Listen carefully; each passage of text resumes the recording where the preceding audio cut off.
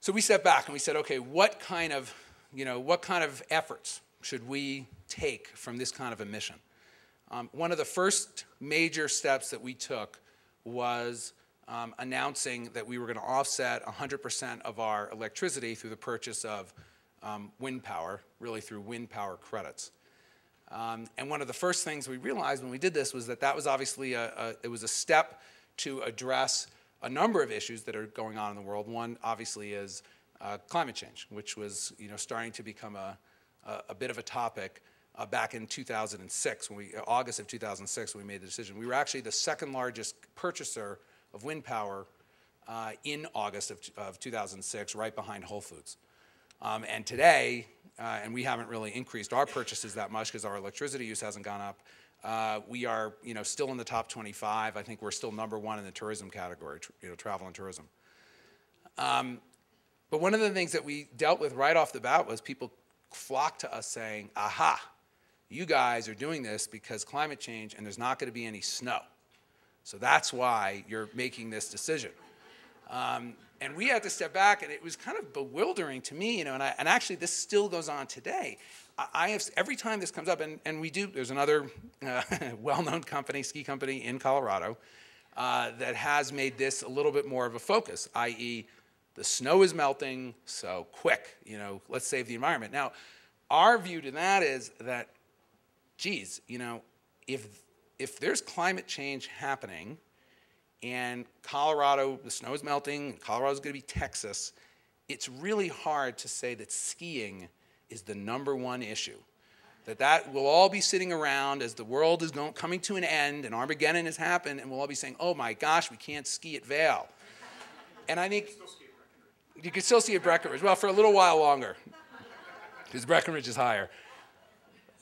And literally, though, this went on for a long, and it still goes on every now and then, although I think people have finally calmed down about it. But it's like, no, actually, we're not doing this. We don't have any thought that us offsetting our electricity purchases is somehow going to keep the snow for skiing.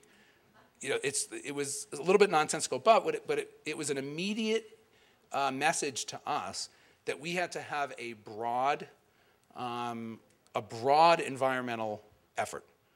That climate change, which sucks up so much of the oxygen in any room where you're talking about the environment, which is good because it's a big problem, and I think there are a lot of other positives that come from it, is not the only issue. And in fact, I think that program was very beneficial for the overall cause, so to speak, on the environment because it got a lot of press and it got followed and people kind of ran with it, and I think a lot of other companies followed us, and all of a sudden, again, we went from #2 on that list to we're, probably number 22 or number 23 on that list, which is great, and that's actually what we wanted because that means other companies are doing it too.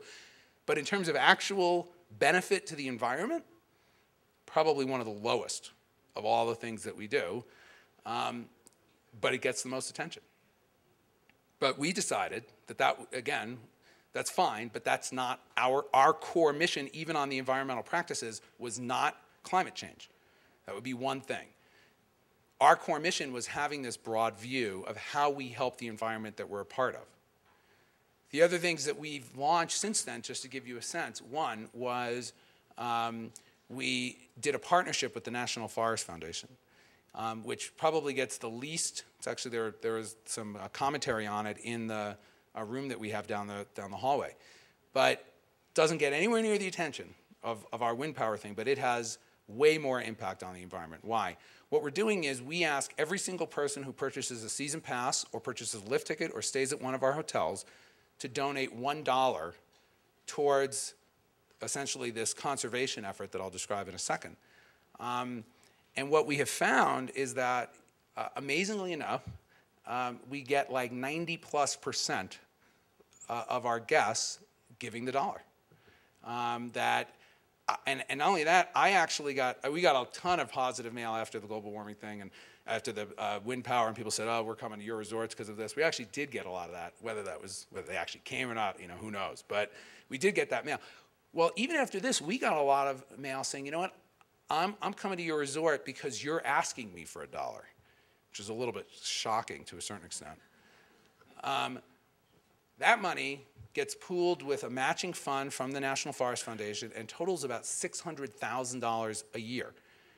That money is then given to local nonprofits in our resorts, and those nonprofits go into the forest and actually do work on Forest Service land. And again, not in our resorts, but in the areas around our resorts. And that could be water quality, habitat, trails, all of it. This is a huge amount of money for these local communities, and it's a huge boon to these local nonprofits. Again, a terrific project that was very much right in our core. Another thing that we launched was something called Appetite for Life. Appetite for Life really was, we partnered up with Horizon, and at the time Coleman, and essentially said that all dairy that was going to be sold on our mountain would be organic, and all meat that was sold at our mountain would be natural, hormone-free, antibiotic-free. We were by far the largest restaurant operator in America with organic dairy and natural meat. And I think we sell, it's like crazy, it's like 2.2 million lunches over 4 months in the winter. Again, that was another effort that we went through. We said, okay, how do we bring organic food? How do we bring more natural products to our guests? And we went through a long process of thinking about, okay, you could do everything. You could do produce. You could do local food. And there's so many things that you could wrap your arms around. Ultimately, we really centered on a product that we thought could touch as many guests as possible. And quite frankly, because our resorts are so family friendly, and that's one of the biggest demos that we're trying to bring in, we know that parents especially are very focused on organic dairy for their kids.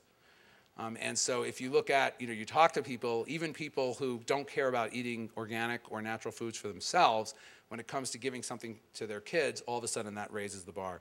So again, we looked at that and we said, hey, this is a model that actually has legs, i.e., even if it may be that, yes, it's true, I drink organic milk in my home, but again, that's not why we're doing it. This isn't, this is about, hey, our guests will appreciate the fact that we're making this step. Now, one of the other things we talked about was, well, we could offer organic food as an option, and upcharge. And one of the things we said about that was that's not, the guest doesn't view that as us doing anything for them. Charging them extra to buy organic products doesn't actually move the needle in terms of the guest feeling like you're doing right by them. And so we also made that distinction. I mean, we've done that with all of we have not asked the guest, or required the guest, so to speak, if they want to have a more sustainable experience to necessarily pay more money to us. I could talk about that in a little bit as well.